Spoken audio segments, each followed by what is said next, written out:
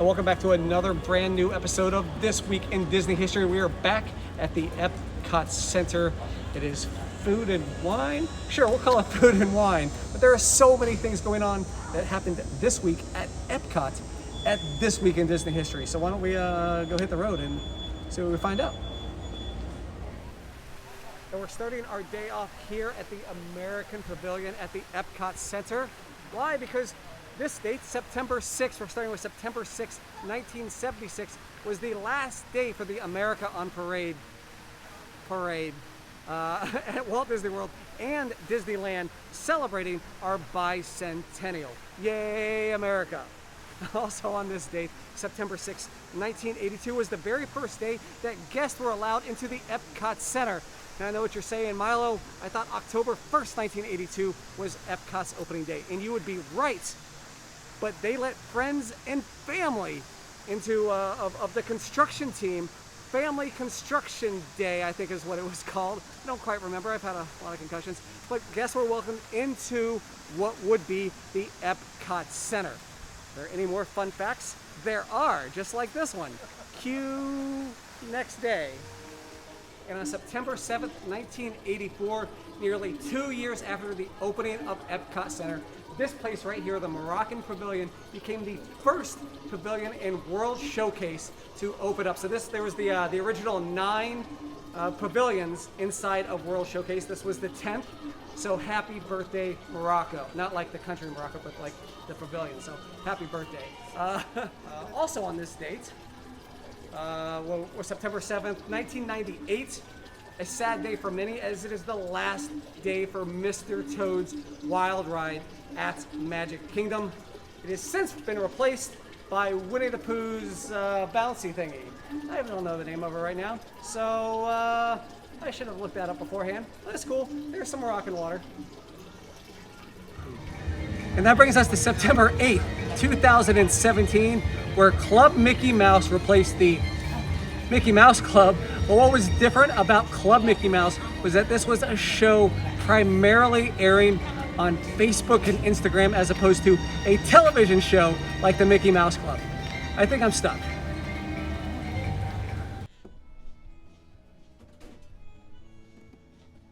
Which brings us to September 9th. Now this is not a good day for Disneyland. September 9th, 1973. The closure of the General Electric Carousel of Progress, something Jack Donaghy could not save while he was in charge of General Electric, closes at Disneyland. Also September 9th, 2001, after a 29-year stint, the Country Bears closes up shop. So, but hey, we got it still at the Walt Disney World here in Orlando and in Tokyo. So make sure you check it out if you're in Tokyo. And then also on this day, September 9th, 2004, Michael Eisner announces his resignation as CEO of the Walt Disney Company, effective in 2006. So, hey man, I'm still gonna be boss for like 2 years, so whatevs. Ooh, I'm gonna be boss. I'm gonna go apply for that position right now. And we are here on September 10th, 1982. Just want to say happy birthday to my friend Brett Iwan. Brett Iwan, of course, if you do not know, is the voice of Mickey Mouse. So when you hear Mickey Mouse at the parks, you hear Mickey Mouse on television, you hear Mickey Mouse, well, I guess streaming everywhere. That is Brett Iwan's voice. So happy birthday, Brett Iwan. So if you see him at future GalaxyCon events in the future, make sure you tell him happy birthday. Even though it'll be like February and it won't be his birthday anymore, but whatever. Also on this date, September 10th, 1990, everybody's favorite 2-hour block of television, Disney Afternoon, makes its debut on the Disney Channel. Of course, one of my favorite 2-hour blocks of television, and that's been 30 years. Oh, that was 30 years ago. I'm not old. So September 10th, 2009 was our very first D23 event. I wasn't there, I've only been to a couple, but very first D23 event at the Anaheim Convention Center. So if you, again, I implore you, get to a D23 event. Actually, don't go to D23 because that means it's just another person in front of me in the lines. So can't have that.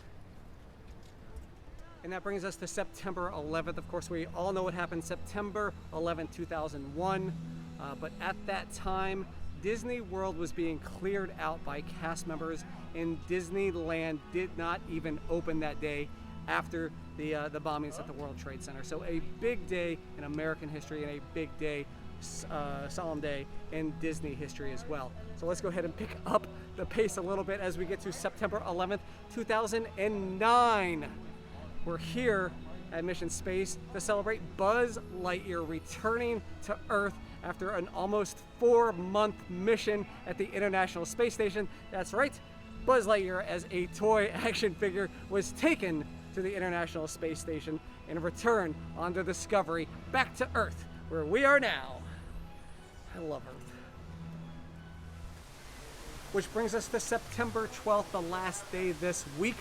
So September 12th, 1986, this place was the home of Captain EO. That's right, September 12th, 1986 was the debut of Captain EO at the Epcot Center. It had a couple off and then on and then off and then on and then off runs again. And this is also where Honey, I Shrunk the Audience was, and now it's the Disney and Pixar Short Film Festival. Eventually it'll probably be Captain EO again. But also on this date, September 12th, 2005, a big one. It is the opening date for Hong Kong Disneyland, one of the 2 parks that I have yet to get to. So hopefully in 2021 or 2022, hopefully sometime I will be able to get to the Hong Kong and be able to visit the Disneyland, because I heard they got some really, really cool rides. So, but thank you for joining me for this week in Disney history. Please subscribe, follow, like, share, do all the really cool things that the really cool kids do, because I'm a cool kid too. So thanks for watching. Enjoy us next week for this week in Disney history.